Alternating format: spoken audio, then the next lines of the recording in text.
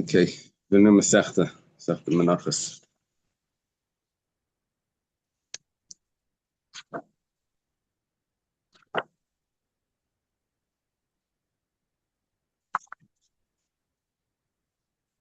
That's like this. Yeah, we think Hashem that they're able to learn Torah every day. Because of our learning, we should have the base of Mikdash immediately. It says, Kol Menachos Shenikmitzu Shlei Lishman. Any mincha that the kmitza was done for the wrong intention. Now, for the wrong intention would mean for a different mincha, just like by Zvachim. We said any sacrifice that was sacrificed for the wrong intention, right? What was the wrong intention? Well, you wanted to bring a naila, and instead you had intention to bring a shlamim, right? It was designated for a naila, and you brought it as a shlamim. So here, you intended to bring one type of mincha, and you brought another type of mincha. Now, the mincha is a meal offering. It's flour and oil usually. And there's different types. Apparently, there's 8 types of minchas. There's 5 that are listed in Sefer Vayikra together with the other ones. It was the deep pan and the shallow pan and the crackers or wafers. There was the loaves. Another one. The other one. Silas was just flour. It wasn't baked. Then we have the minchas chayte. That's a type of mincha when a person does an avera that he should really be bringing a animal sacrifice.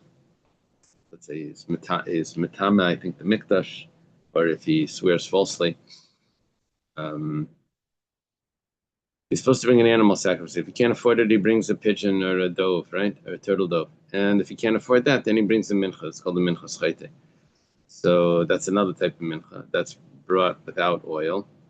And then there's the mincha of a saita, also brought without oil. It's called those are dry menachos. And then there's the minchas aimer, which was that was a community mincha. So whatever the case is, one of the someone brought a mincha, and he did the kmitza, the scoop of the mincha. He did with his 3 fingers. He did the scoop, and he did it for the wrong mincha. He had intention a different mincha. So we say that it's kosher. However, the owner had an obligation to bring a certain type of mincha, and he messed it up by having the wrong intention. So even though the mincha is kosher, what does it mean it's kosher? You take the scoop and you offer it on the mizbeach. You take the remnants of the mincha and you eat it. So it's kosher. The only thing is, regarding his obligation, his pledge that he took, he has to bring another one. So it corresponds to the Mishnah in Zvachim. Mishnah in Zvachim talks about 4 types of avodas. And over here we're also going to have 4 types of avodas. Going to have over there was by a regular sacrifice. There was the shchita, was the kabbalah, was the zrika, and then there was the halacha. Slaughtering, catching the blood, sprinkling the blood, and walking the blood. Halacha, I guess, zrika, walking the blood to the altar and then sprinkling it on the altar. Then, by the mincha, you also have 4 types of things, right? You have the kmitza, then you have the nesina bekeli. You have to put it into a holy vessel, and then you have to walk the vessel up to the altar, and then you have to put it on the altar. The 4 things correspond. The four services of a sacrifice correspond to the 4 services of the mincha. And now the Mishnah continues. It says, "Chutz mi minchas chayte, minchas knais." Except for the minchas chayte and minchas knais, these are the 2 menachos that are brought because of a sin.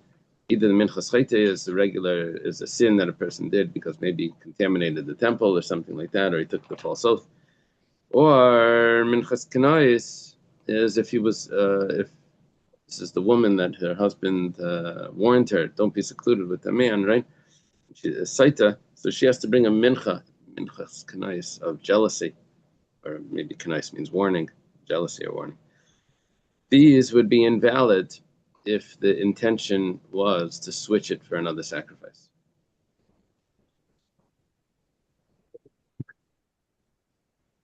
The difference so far.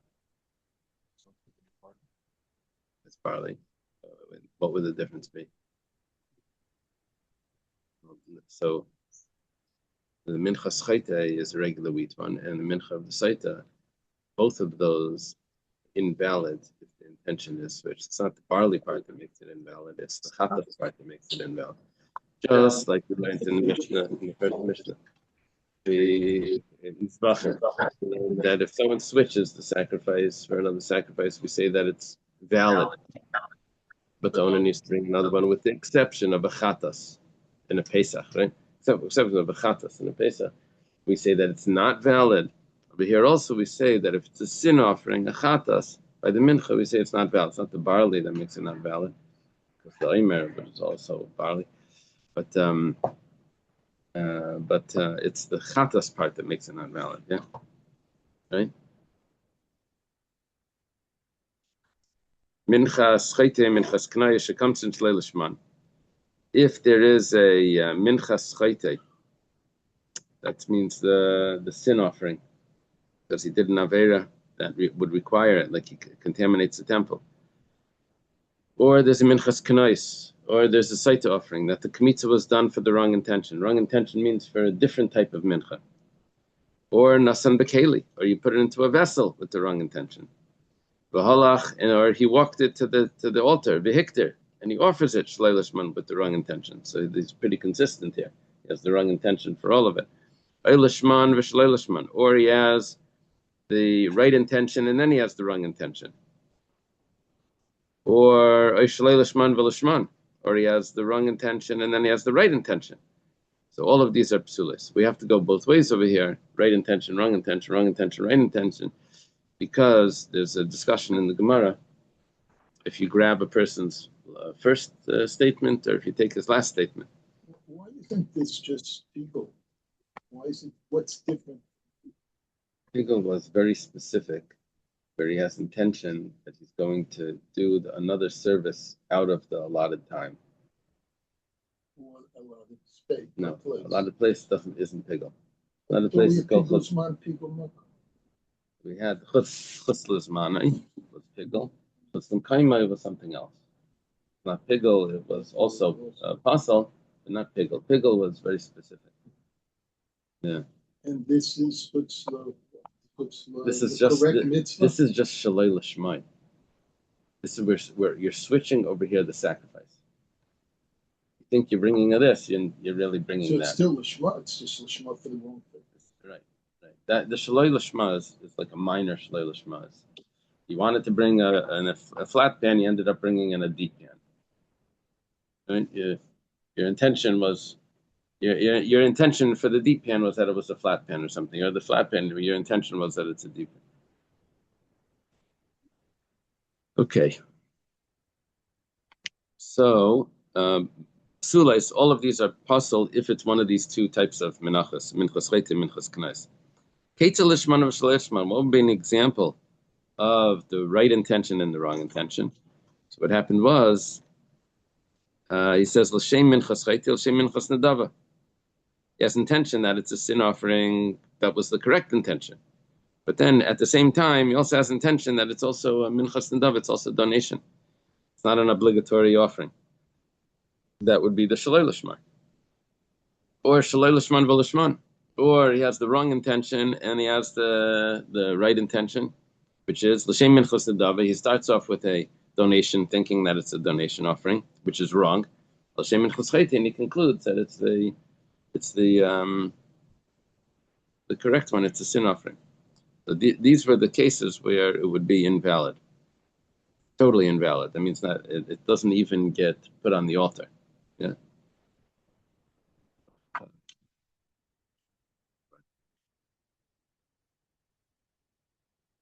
The Gemara starts off with analyzing the words that the Mishnah uses in the first line. As kolam menaches shenikmitzu shalei l'shman ksheres ella shlei ola balam shem chayva. Ella means only or rather, however, but, except. Ella can have all those meanings. So it says that all the menachos that the kmitza was done shalei l'shman are kosher. However, right? However, it doesn't satisfy the owner's obligation. So lama li lemisni ella. Why do you have to say ella? However, listen, just leave out the word ella and say that all menachas that the kmitza was done for the wrong intention are kosher, and it doesn't satisfy. To say Ella, when it says Ella, it's coming to tell me that really it's entirely kosher. However, there's only one little thing. However, but there's only one little thing. So Hakamashma is coming to teach me l'bayla mud layala l'shem chayva hamincha gufa kshera vasa l'shnoye. Coming to tell me that it's 100% kosher, except for one detail. Yeah, I don't know if you can say 100% kosher except for one detail. It means it's not 100%, but that's what we're trying to say.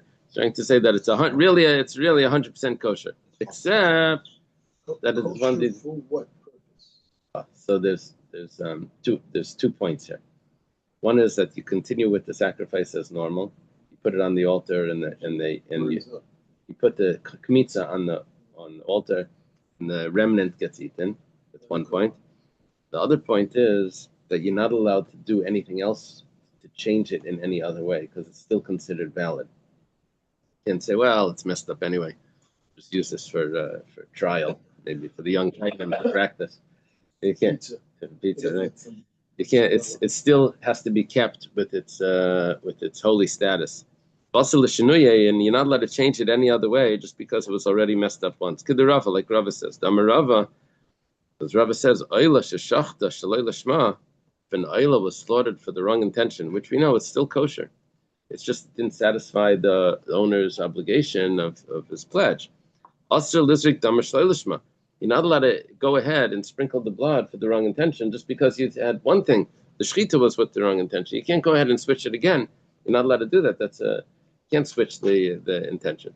What we're saying over here is that ksheres ella shlei olaba. There's only one detail that's not kosher about this, is that it doesn't satisfy, but everything else is kosher, and you're not allowed to change it. That's why we're using the word ella. Tell me that law that Rava taught. Now, we could say the reason for Rava, the reason for this, that you're not allowed to switch it, we could say that it's logical. We could also say that it's a pasuk. So, we could say that it's logical. What's the logical? Say just because we did one switch on it, we're going to continue to switch forever, right? You have to go back to keep it in its original. Yeah. Sometimes people think if they eat fleischiks, and then within 6 hours they make a mistake and drink a coffee. Yeah. Milchiks. I can eat pizza. I switched it now. Right. So it doesn't work exactly like that. So, right. It's just because you made one error doesn't mean that you continue with that. So here you made one error, it doesn't mean that you continue. So it's logical, right? That applies on a fast day also. Right.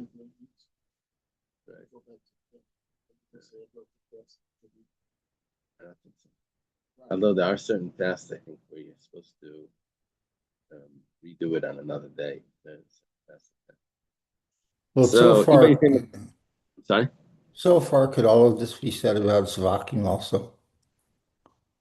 That's what it seems. That's what it seems so far.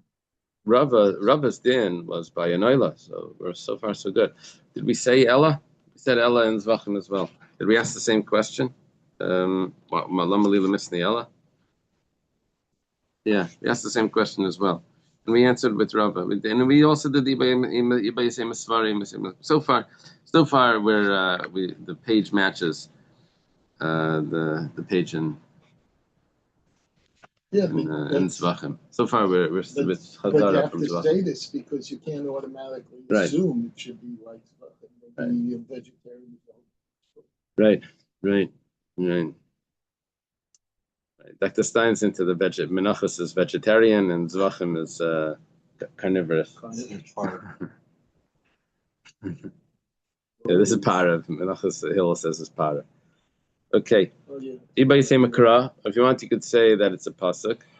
As it says, "Mitzvah v'sachat tishmar v'asisa kashen nedarta l'Hashem alikecha nedava." You should guard. You should keep the utterance of your lips. You should guard, and you should do as you vowed to Hashem as a pledge. It's a donation. Now the Gemara says nedava as a donation, nederhu. Started off saying as you vowed, then you say as a pledge, as a donation. But exactly, you switched from neder to nedava.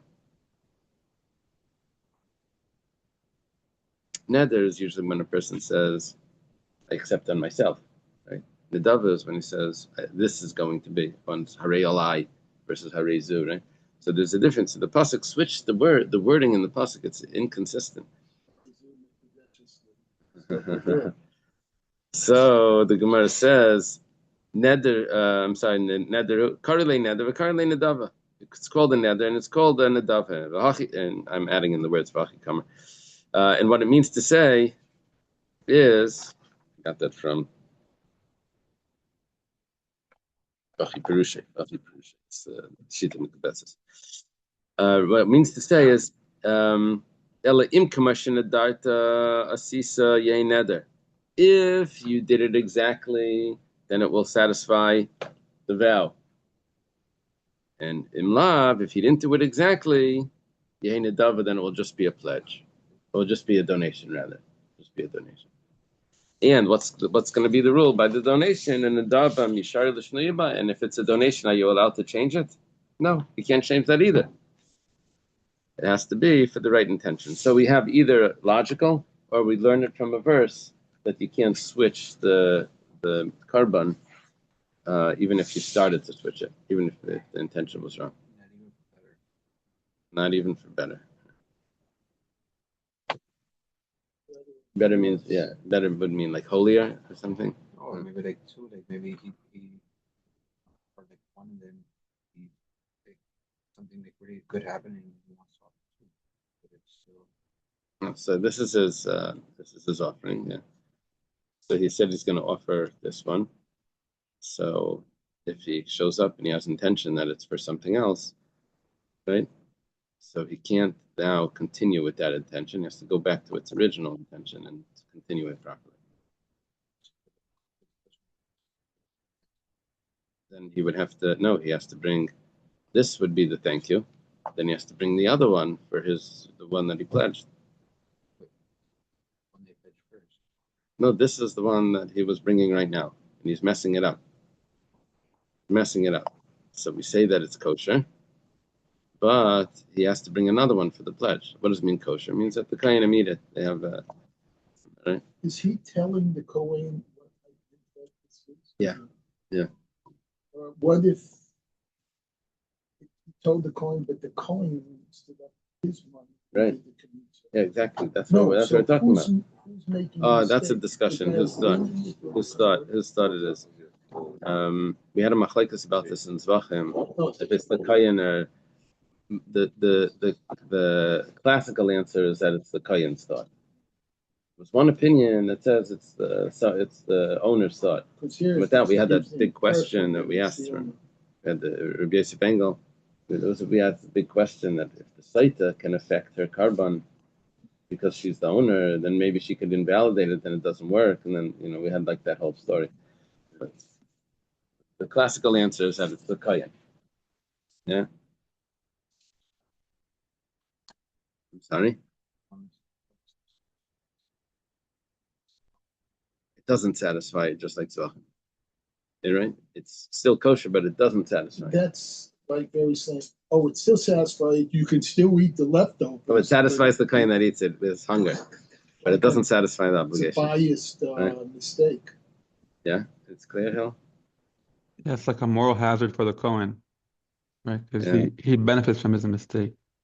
Yeah.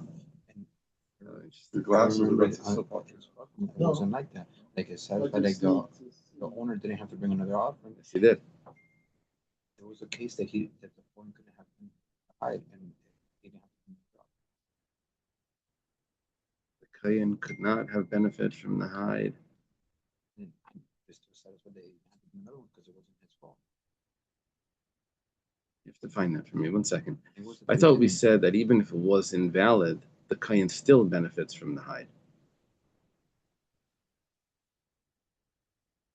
Yeah, I thought that's what we said. Yeah, in the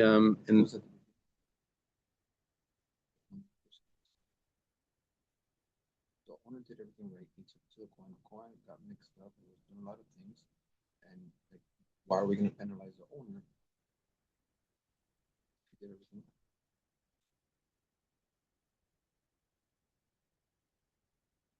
So the it says Tzavis B'nai Yisrael, right? It's in the parsha about the sacrifice. Tzavis B'nai Yisrael. Or Tzavis Aaron Vespanav. I forget which one it is. Maybe the beginning of Tzav. Tzavis Aaron Vespanav. What does it say? By the removal of the beginning of Parshas Tzav.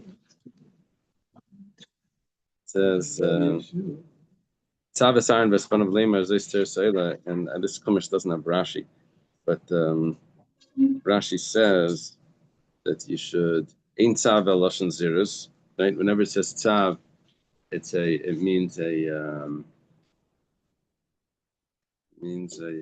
thank you. Tzav.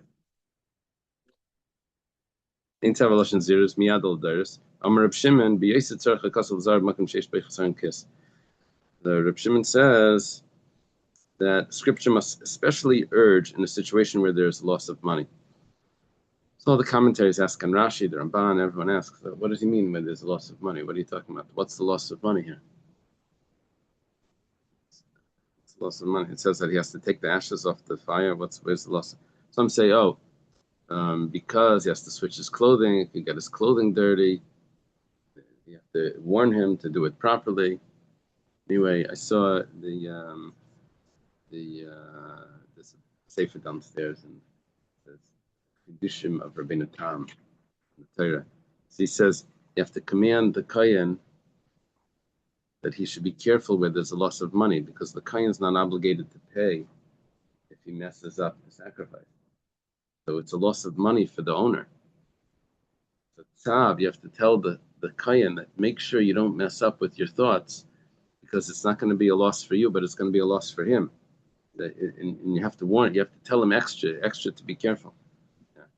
Welcome to my job at the government. But then someone else loses if you make a mistake. Yeah. Other people's careers, and as doctors, being able to bill Medicare.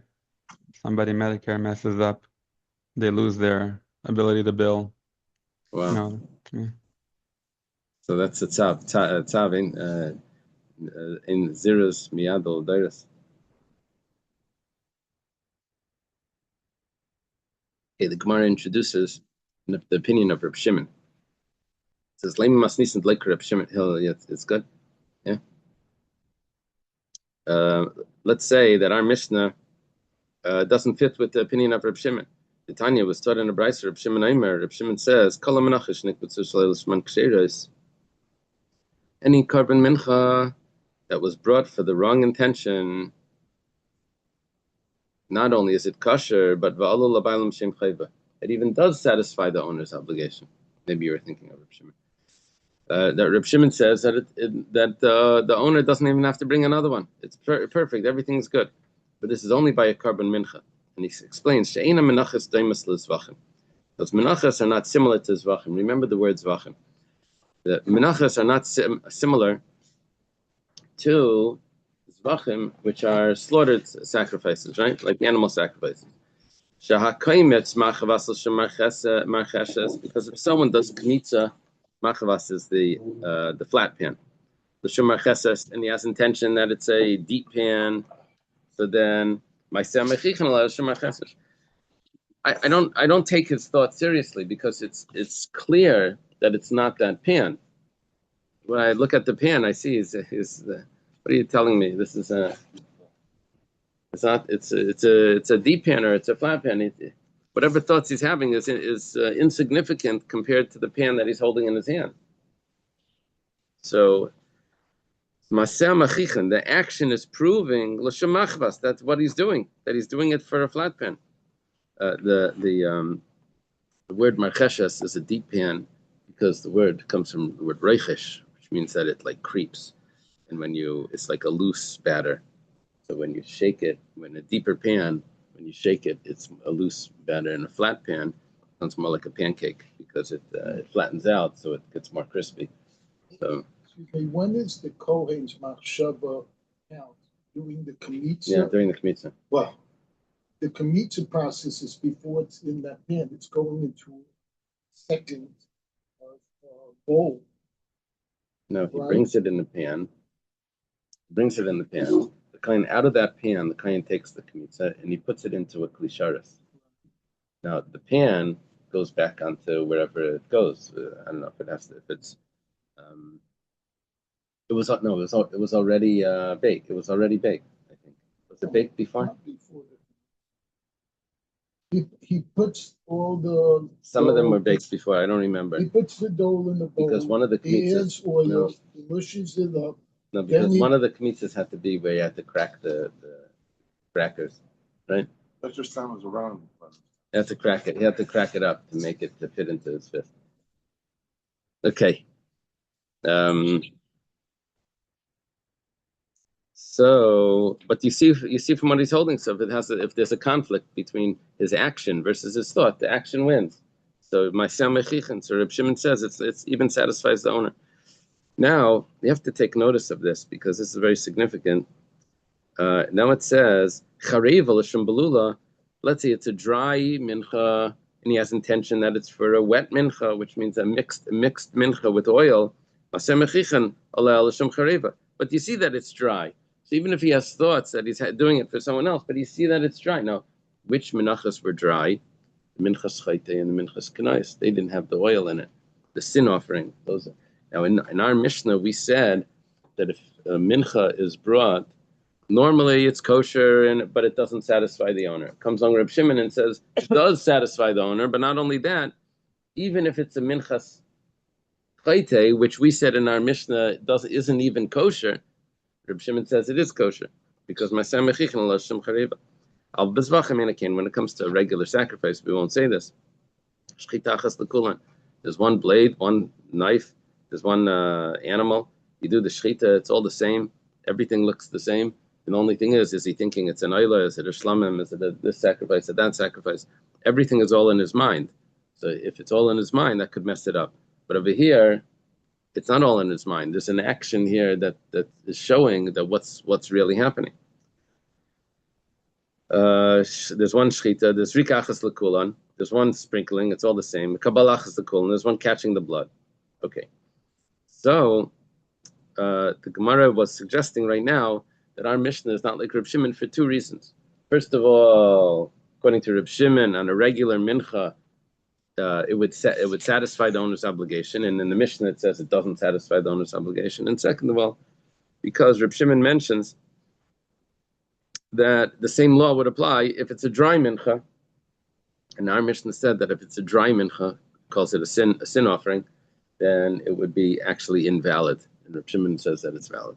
So there's two reasons why the Mishnah is not Reb Shimon.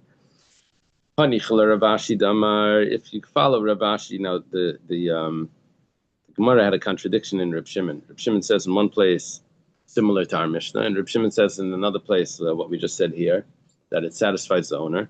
It comes along Rav Ashi, and we'll see there's also Rava and Rabba that also answer it. So they have different answers that are given for that contradiction. So we're going to take the answer given for that contradiction and we're going to apply it to, could it fit with our Mishnah? So if you take Rav Ashi's answer, Rav Ashi said, Damar kan became its machvas shemacheses, kan became its minchas machvas shemacheses. Minchas machvas.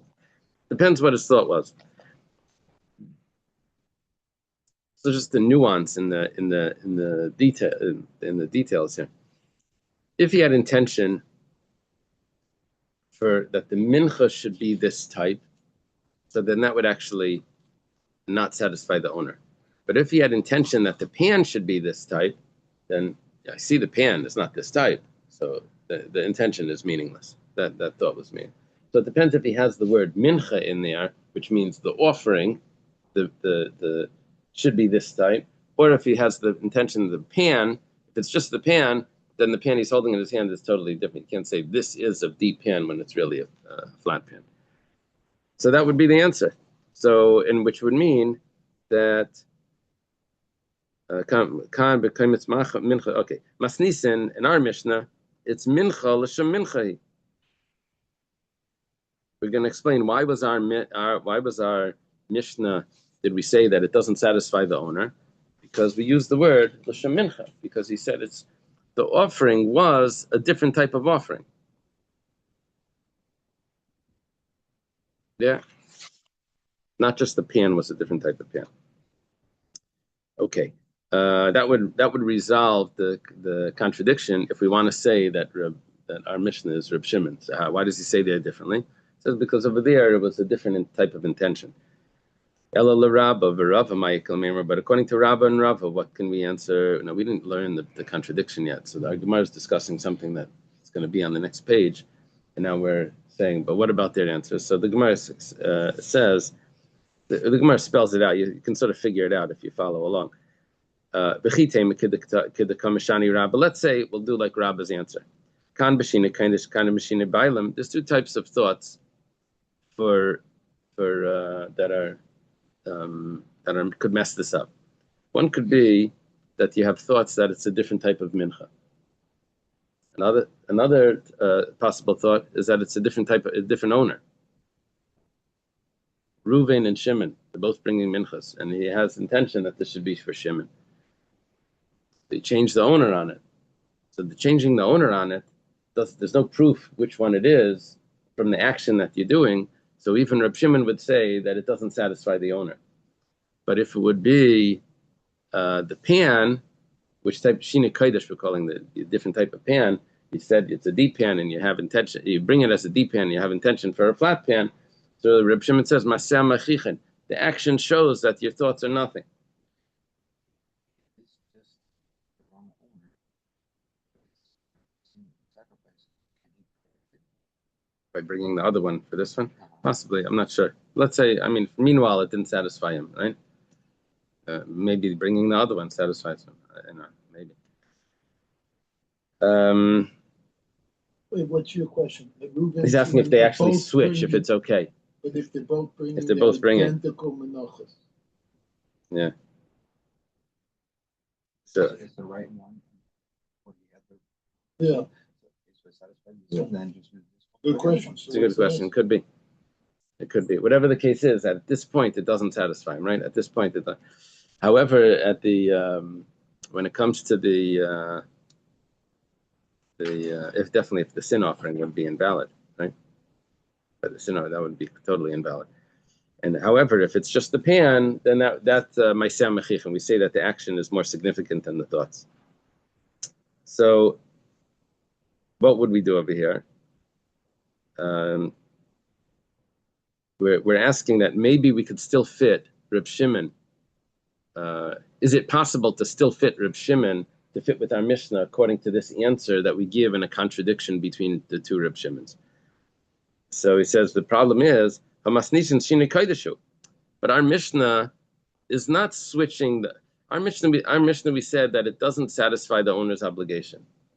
And what was the case of the Mishnah where it doesn't satisfy the owner's obligation? Not when you switched owners, which that's what Reb Shimon would say if he wanted to say this, but it's actually switched pans. Because we actually spelled it out. What is the case? We asked in the Mishnah, what's the case of the right intention together with the wrong intention? We said, were you switching the sacrifice, the type of offering, as opposed to switching which owner it is? So it's clearly not going to fit with Rabbah. Maybe you want to answer the way Rava answered that contradiction, which we didn't mention yet, but we didn't elaborate on yet. But we know the answer. It says kan b'kaim it's mincha l'shem mincha, kan b'kaim it's mincha l'shem zebach. Here it's where you had intention, where you're doing it for a carbon mincha, and here you're having intention that you're doing it for an offering, the zebach for an animal sacrifice. Now I'm not sure if what it means. L'shem zebach means that we're thinking that this mincha comes along as nesachim for a zevach, or if it's just totally off. This is a shlamim or something, or maybe there's some valid reason for doing that because together with the shlamim comes along flour, and this is considered part of that offering. Maybe there's more to it. I don't know what the notes say. So whatever the case is, then it would be Maaseh Mechichin also, right? Then. Because you don't have the animal. Right. So whatever the case is, in order to resolve the contradiction in Reb Shimon, we have to say that when would it be valid? That's only if it's a mincha for another mincha. That's when it would be valid, because you have Maaseh Machichin.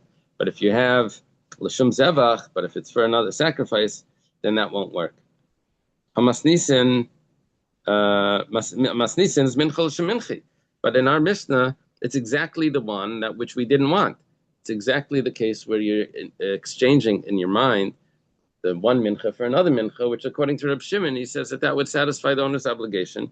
And in our Mishnah, we say it doesn't. What's the case of Shalish Shman? L'shem minchas nedava, l'shem minchas chayte, which means that you're switching the types of mincha. The commentators discuss why the Gemara switched its proof when we were discussing Rabbah. We did Ketzad Lishman v'Shaloi Lishman, and when it came to Rava, it says the Tani Shalei Lishman v'Lishman. Did it the opposite. The commentators discuss why it switched that. Whatever the case is, it's not going to satisfy it's not going to satisfy the owner.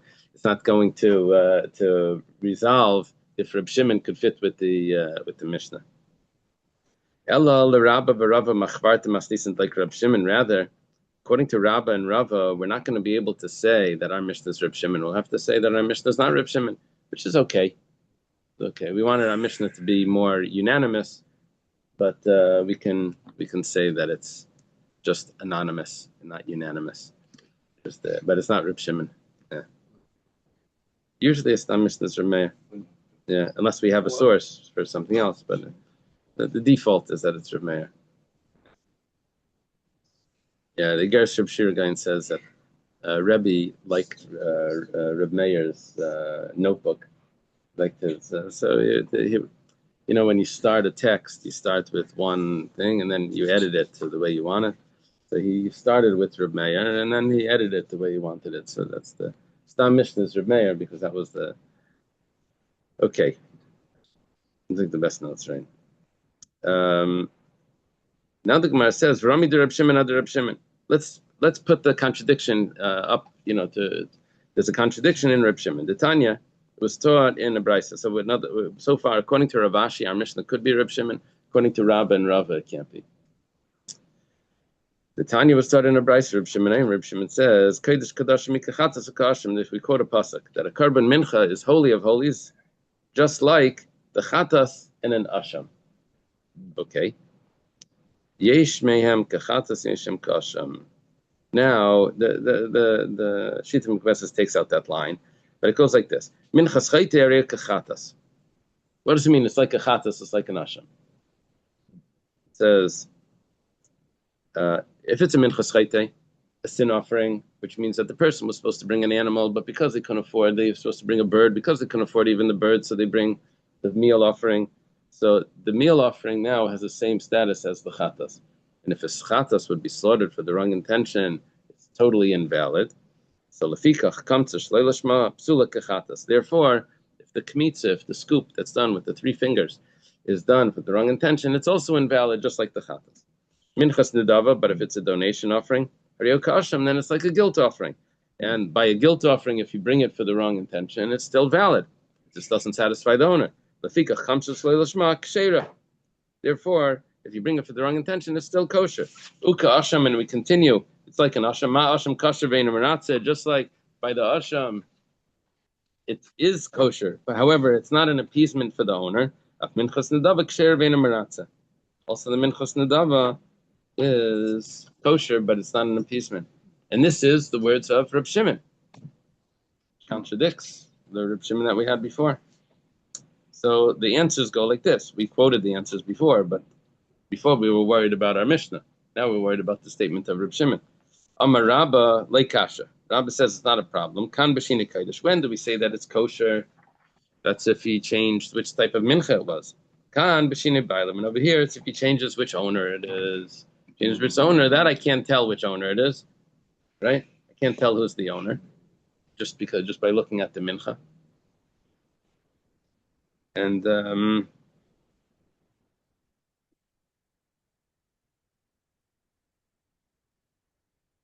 right?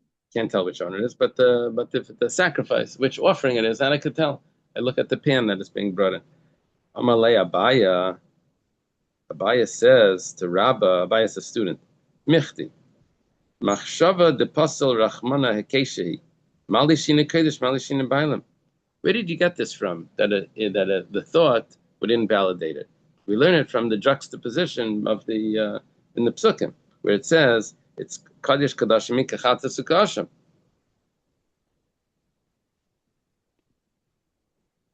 So what's the difference? What type of thoughts you have? Because the fact is, it's going to invalidate it by the chatas and the asham. It should invalidate it by the mincha. Why are you saying that it's different? The juxtaposition you can't switch around like that. Say here's like this, here's like that.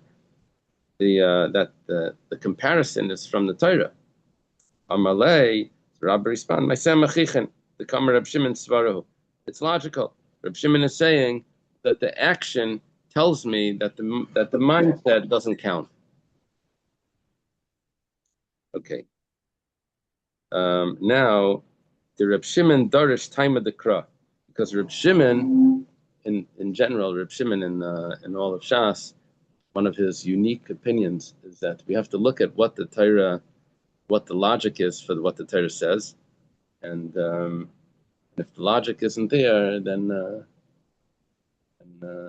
you can switch. You can say that no, the Torah only said it because of this. Yeah, that would be a very interesting Shulchan Aruch if you wrote one according to Reb Shimon. What was the example? I don't remember what the example was. I think it had to do with returning. One of the things was returning the collateral at night. That was one of the things.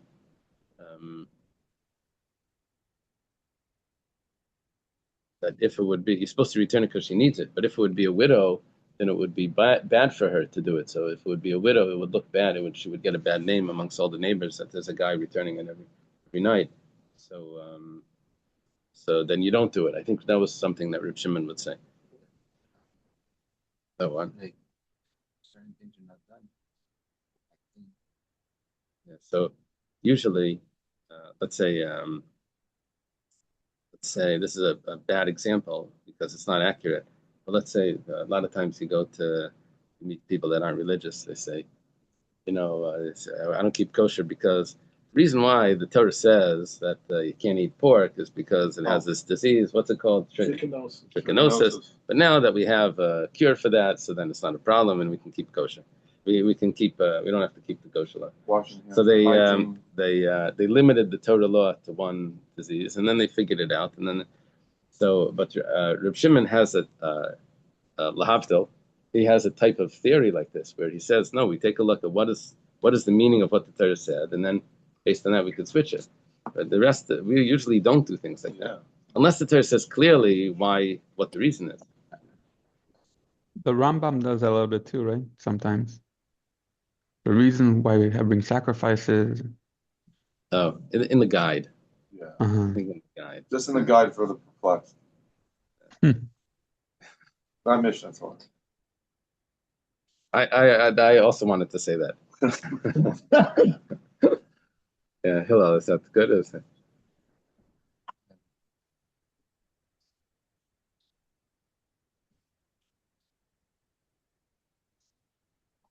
Marasayan. Marasayan. Actually, it's very limited. We don't make up our own Marasayans, right? There's only it's very specific which Marasayans exist. We don't. Not based No, it doesn't have to. This is something. Marasayan is something else. It doesn't have to do with what people. We're not talking about what people are going to think. That's not. We're not. We don't. That's not our concern here. That's a very rabbinic type of issue. That if you're going to walk into, if you're going to have. But that's the water in the McDonald's. But if you're gonna have almond milk next to while you're eating your meat, so it's gonna look like this, whatever. You have to put the almonds next to it, right? Or something like that, and we don't do that today because almond milk is common and soy milk is common, right? You don't have to. They serve coffee at things all the time, and they don't have They don't have soybeans next to the thing, right? Okay. So where are we holding? We said Reb Shimon is Dar's time of the Kra. So an explanation is like this: Machshavat le minkra. If you can't tell if it's not recognizable that the thought is insignificant, then pasal rachmana, then it's possible machshavat de minkra. But if you can tell what his intention is, because he's bringing it actually like that, then le pasal rachmana, then it's not invalid because you see what it's doing, right? So clear. Okay. Siman Ayla Malak Mitza Katas Aif Kadashim Kadashim Kachim Kalim. What's going to happen now? Daniel sort of mentioned this. I'm sorry, I ignored your question because the Gemara is going to say it now. It says Elameata. If this is actually accurate, where Reb Shimon says that we take a look at the action and see if it's incompatible with the thought, then the action wins and the thought is nothing. So if that's the case, the rule is that the Oyla Sa'if is the bird that flies up. The application of the blood is on the upper part of the altar. The Chatas Sa'if is on the lower part. So if you did Malika of the Oyla Sa'if on the upper part of the altar, which is correct, but you had intention for the Chatas Sa'if, Tirtza, that should satisfy the owner. Why? Because you know it's an Oyla Sa'if. The Chatas Sa'if, if it would be a Chatas Sa'if, you would have done it on the bottom. Right? So here we have proof that we would have proof of what sacrifice it is because of the action, and we know that it's not considered valid for the owner. It doesn't satisfy the owner. The Gemara says, you can't do Malika of the Chatas Sa'if above. Malika you can do Malika anywhere you want. It's the application of the blood that's the issue, not the Malika. The Malika you can do anywhere. The Gemara says, okay, well, we can modify this. And you think you answered the whole thing. You answered one detail. We still have the question. That if the Oyla Sa'if, that you squeeze the blood out above, and you had intention that it's for a Chatas Sa'if, which goes below, so we know that it's not a Chatas Sa'if because you did it above, you did it on the upper part of the altar, and it should satisfy the owner. And also, you have to accept the Gayis Tzayin Kadashim over here. Instead of squeezing the blood, you would have sprinkled the blood.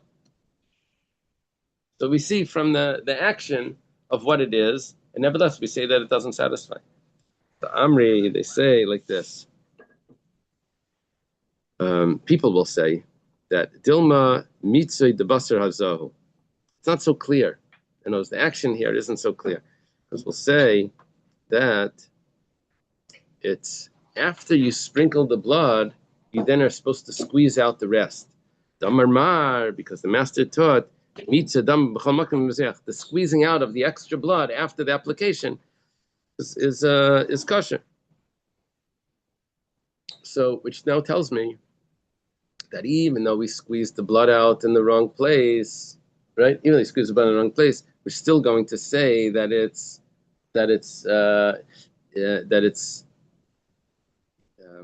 even though the squeezing of the blood tells me which type of sacrifice it is, but it actually doesn't. That's what it says. It doesn't tell me which sacrifice it is, because it could be that you squeeze out the blood afterwards, and that could be done anywhere. So this squeezing of the blood doesn't tell me exactly that it's considered an Oyla Sa'if.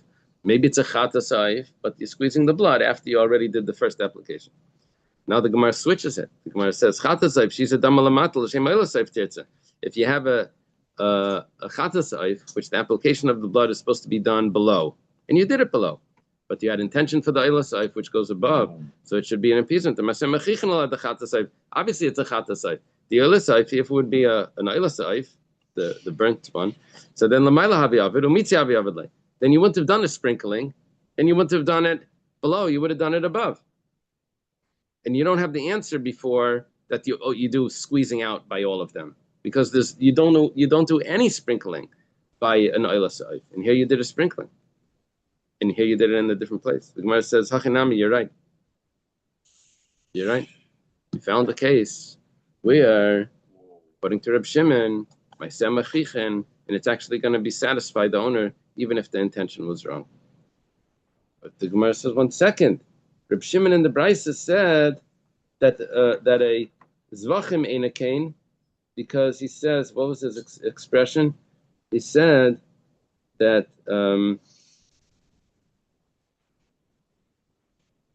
of bezvachim ain't kain. Lefi she'eina menachos demos zvachim. Lefi she'eina menachos demos zvachim kamer. But he says it's not similar to zvachim. It says lezvachim v'lei la'ifas. It's not similar to animal sacrifices. But a mincha could be similar to a bird if it's going to be this case where it's going to be Maaseh Mechichen. If the sprinkling of the blood was done below, then it's clearly that it's a chatas oif. Okay, let's stop at the 2 dots. Oh,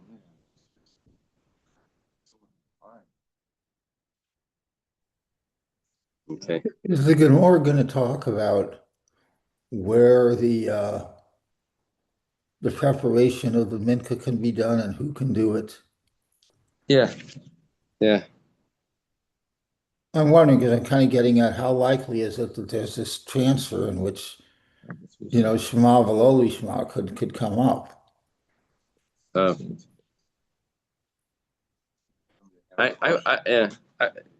wants to I'll answer handle the that question. for you. And Jesse's going to answer good. Yeah, oh, wait a minute. Oh, I'm sorry. It's time to daven.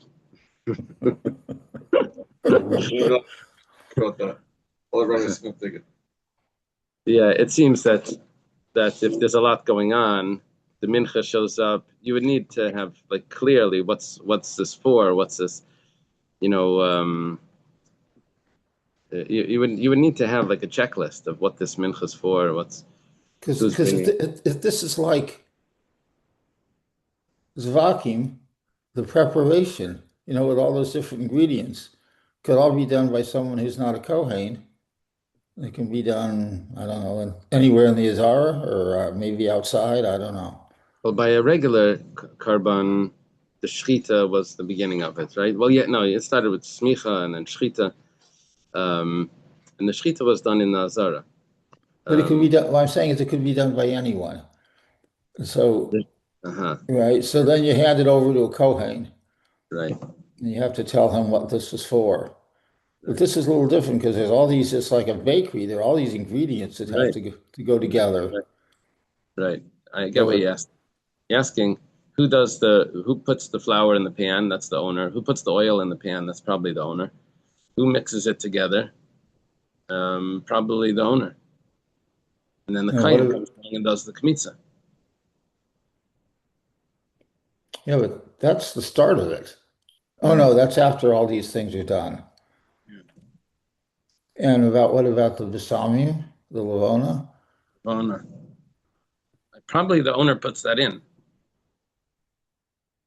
And then the kohen takes it out. The kohen takes the Lavona out. Okay. Okay. Just wondering. Okay, thank you. Okay. Have a good day.